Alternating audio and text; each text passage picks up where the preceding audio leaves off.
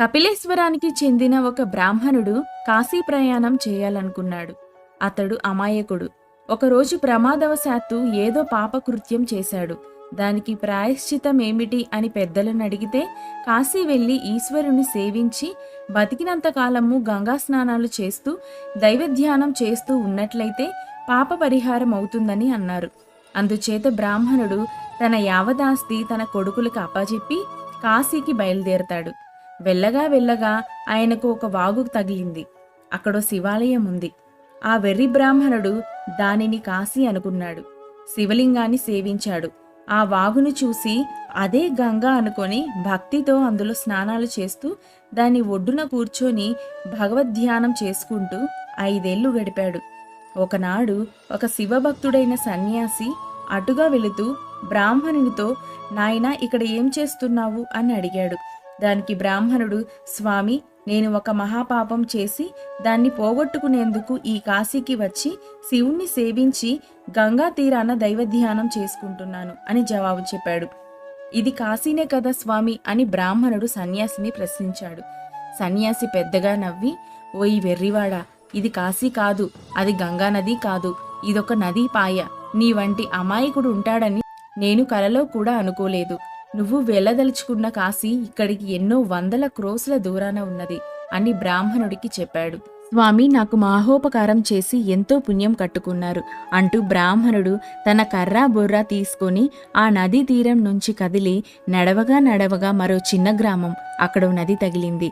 అది తప్పక కాశీగంగా అయి ఉంటుందని భావించిన బ్రాహ్మణుడు ఎంతో సంతోషించి శివుని సేవించి నదిలో స్నానాలు చేస్తూ దాని ఒడ్డున కూర్చొని దైవధ్యానం చేసుకుంటూ మళ్ళీ 5 సంవత్సరాలు గడిపాడు.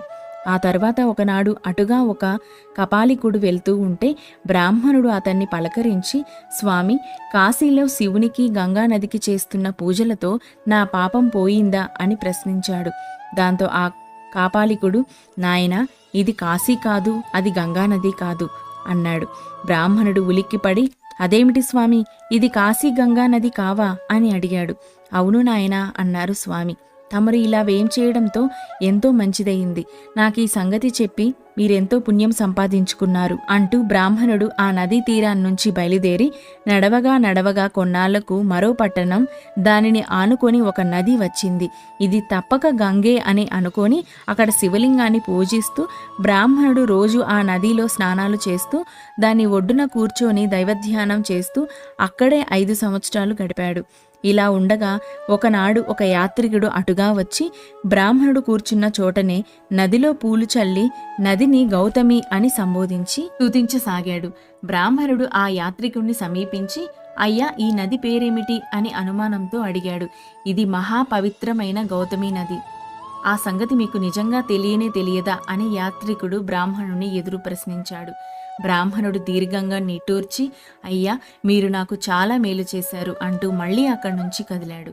అయితే ఇప్పుడు బ్రాహ్మణుడి శక్తి యావత్తూ ఉడిగిపోయింది.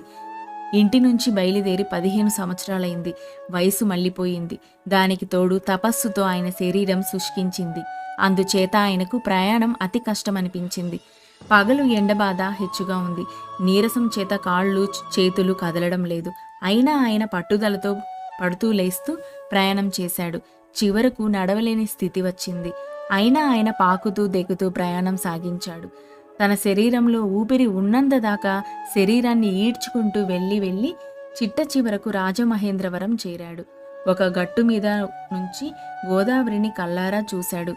గోదావరిలో స్నానాలు చేస్తున్న అసంఖ్యాకులైన యాత్రికులను చూశాడు. బ్రాహ్మణుడి హృదయం ఆనందంతో నిండిపోయింది. ఆయన అక్కడే ప్రాణాలు వదిలాడు. గంగతో సమానమైన గోదావరి నదీపాయల్లో స్నానం చేసి పూజించి చివరికి గోదావరి తీరంలోనే మరణించిన బ్రాహ్మణుడి పాపం పరిసమాప్తమైంది. ఈ కథ నుంచి మనం నేర్చుకోవాల్సిన నీతి ఒకటుంది. అమాయకుడైన ధర్మాన్ని ఆచరిస్తే శాంతి లభిస్తుంది.